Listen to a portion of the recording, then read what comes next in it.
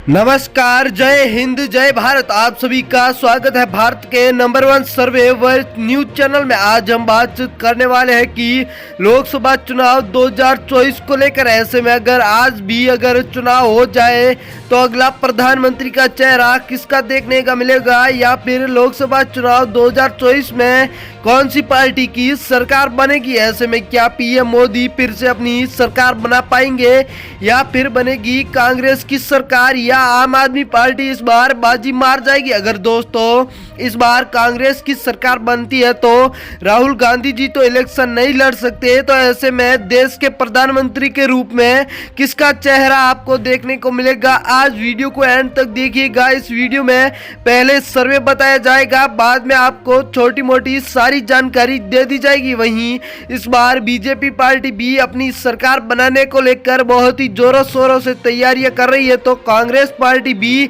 पीछे रहती हुई नजर नहीं आ रही है, तो आम आदमी पार्टी भी चेतावनियां देती हुई नजर आ रही है। चलिए चलते हैं आज के सर्वे की और पहला जिला आपके सामने आ रहा है जिसका नाम है जम्मू कश्मीर राज्य है, जहां कुल 6 सीटें हैं, जिनमें से एनडीए के खाते में 3 सीटें तो यूपीए के खाते में 2 सीटें, वहीं अन्य पार्टियों के खाते में भी 1 सीट का आंकड़ा नजर आ रहा है। चलते हैं अगले राज्य की ओर, तमिलनाडु, जहां कुल 39 सीटें हैं, जिनमें से एनडीए पार्टी के खाते में 10 सीटें तो यूपीए पार्टी के खाते में 27 सीटें, वहीं 2 सीटें अन्य पार्टियों के खाते में नजर आ रही है। अगला इसी के साथ राज्य आपके सामने गोवा आ चुका है, जिसमें कुल 2 सीटें हैं, जिनमें से एनडीए पार्टी के खाते में 1 सीट तो यूपीए पार्टी के खाते में भी 1 सीट का आंकड़ा, तो अन्य पार्टियों के खाते में 0 सीट। चलते हैं अगले जिले की और राज्य की और हरियाणा, जहां कुल 10 सीटें हैं, जिनमें से एनडीए पार्टी के खाते में 2 सीटें, यूपीए के खाते में 6 सीटें तो अन्य पार्टियों के खाते में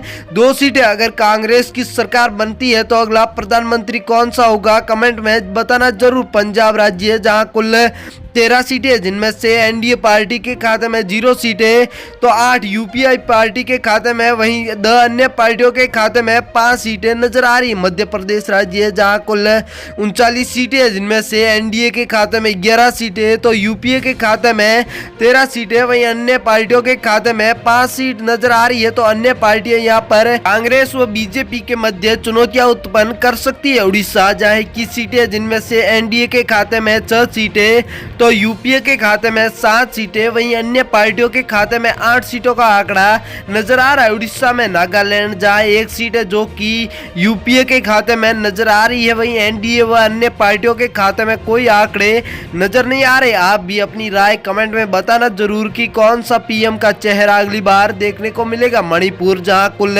2 सीटें हैं, जिनमें से एनडीए के खाते में कोई सीट नहीं तो 2 की 2 सीटें यूपीए के खाते में नजर आ रही है, तो अन्य पार्टियों का चुपड़ा साफ होता हुआ नजर आ रहा है। इसी के साथ अगला राज्य झारखंड, जहां कुल 14 सीटें हैं, जिनमें से एनडीए के खाते में 7 सीटें तो यूपीए के खाते में 6 सीटों का आंकड़ा नजर आ रहा है, वहीं अन्य पार्टियों के खाते में 1 सीट का आंकड़ा हमारे सर्वे के मुताबिक नजर आ रहा है। राजस्थान, जहां कुल 25 विधानसभा की सीटें हैं, जिनमें से एनडीए के खाते में 8 सीटें तो यूपीए के खाते में 14 सीटें तो अन्य पार्टियों के खाते में भी 3 सीटों का आंकड़ा नजर आ रहा है। चलते हैं दिल्ली के और केंद्र शासित प्रदेश, जहां कुल 7 सीटें, जिनमें से एनडीए के खाते में 2 सीटें तो यूपीए के खाते में भी 2 सीटों का आंकड़ा नजर आ रहा है, तो यहां पर अन्य पार्टियों के खाते में 3 सीटें नजर आ रही। त्रिपुरा, जहां इलेक्शन 2023 में हुए थे तो वहां पर अब 2 सीटें, जिनमें से एनडीए के खाते में कोई सीट नहीं तो 2 की 2 सीटें यूपीए के खाते में नजर आ रही है, तो अन्य पार्टियों के खाते में 0 के आंकड़े। अगला आंध्र प्रदेश, जहां कुल 25 सीटें, जिनमें से एनडीए के खाते में 9 सीटें तो यूपीए के खाते में 12 सीटों का आंकड़ा नजर आ रहा है, वहीं अन्य पार्टियों के खाते में 4 सीटें जा सकती है। अरुणाचल प्रदेश, जहां कुल 2 सीटें, जिनमें से एनडीए के खाते में 2 की 2 सीटें नजर आ रही है, तो यूपीए व अन्य पार्टियों का यहाँ पर सुपड़ा साफ होता हुआ नजर आ रहा है, तो खाते में 0-0 के आंकड़े। चलते हैं अगले राज्य की ओर, छत्तीसगढ़, जहां कुल 11 सीटें हैं, जिनमें से एनडीए के खाते में 7 सीटें तो यूपीए के खाते में 4 सीटें नजर आ रही है, वहीं अन्य पार्टियों के खाते में 0 के आंकड़े नजर आ रहे। चलते हैं अगले राज्य की ओर, असम, जहां कुल 14 सीटें, जिनमें से एनडीए के खाते में 7 सीटें तो यूपीए के खाते में 2 सीटें तो 5 सीटें अन्य पार्टियों के खाते में नजर आ सकती है आपको। लोकसभा चुनाव 2024 में कर्नाटक जहां कुल 28 सीटें हैं, जिनमें से एनडीए के खाते में 8 सीटें, तो यूपीए के खाते में 17 सीटें नजर आ रही है। वहीं अन्य पार्टियों के खाते में यहाँ पर 3 सीटों का आंकड़ा नजर आ रहा है। तेलंगाना राज्य जहां कुल 17 सीटें हैं, जिनमें से एनडीए के खाते में 2 सीटें, तो यूपीए के खाते में 8 सीटें नजर आ रही है। तो अन्य पार्टियों के खाते में भी 7 सीटों का आंकड़ा जाता हुआ नजर आ रहा है। चलते अगले राज्य की ओर, मेघालय आ रहा है जिसमें कुल 2 सीटें, जिनमें से एनडीए के खाते में 1 सीट, तो 1 सीट यूपीए के खाते में नजर आ रही है। तो अन्य पार्टियों के खाते में कोई आंकड़े नजर नहीं आ रहे। इसी के साथ अगला राज्य बिहार जहां कुल 40 सीटें, जिनमें से एनडीए के खाते में 12 सीटें, तो यूपीए के खाते में 16 सीटें नजर आ रही है। तो अन्य पार्टियों के खाते में भी 12 सीटों का आंकड़ा जाता हुआ नजर आ रहा है। इसी के साथ छत्तीसगढ़ जहां कुल 1 सीट ही है जो कि यूपीए के खाते में नजर आ रही है। वहीं एनडीए के खाते में कोई सीट नहीं, तो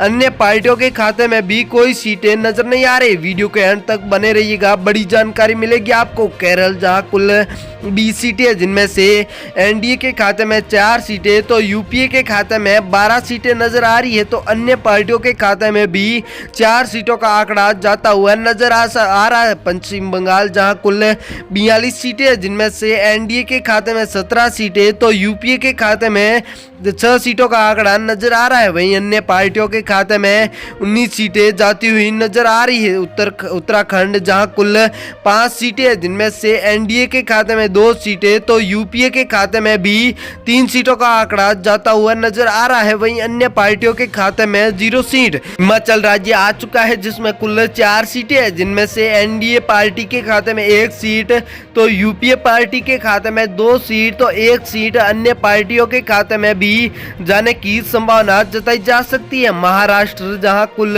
48 सीटें है, जिनमें से एनडीए पार्टी के खाते में 18 सीटें सबसे अधिक, तो यूपीए पार्टी के खाते में 17 सीटें, तो अन्य पार्टियों के खाते में भी 13 सीटें नजर आ रही। इसी के साथ सिक्किम राज्य आ चुका है जिसमें 1 सीट है जो कि एनडीए पार्टी के खाते में नजर आ रही है। वहीं यूपीए व अन्य पार्टियों का सिक्किम में सुपड़ा साफ होता हुआ नजर आ रहा है हमारे सर्वे के मुताबिक। चलते हैं अगले राज्य की ओर, उत्तर प्रदेश जहां कुल 80 सीटें, जिनमें से 48 सीटें अकेली एनडीए पार्टी ले जा सकती है, तो यूपीए पार्टी के खाते में 20 सीटें, वहीं 12 सीटें अन्य पार्टियों के खाते में नजर आ रही है। गुजरात जहां कुल 26 सीटें, जिनमें से एनडीए के खाते में 14 सीटें नजर आ रही है, तो वहीं यूपीए के खाते में 9 सीटों के आंकड़े नजर आ रहे हैं। तो अन्य पार्टियों के खाते में भी 3 सीटों के आंकड़े नजर आ सकते हैं आपको। वहीं दोस्तों, हम यह तो नहीं कहते हैं पूर्ण रूप से सीटें हमारे सर्वे के अनुसार ही मिलेगी, पर सरकार हमारे सर्वे के अनुसार ही बनेगी। चैनल पर नए हो तो सब्सक्राइब जरूर करना।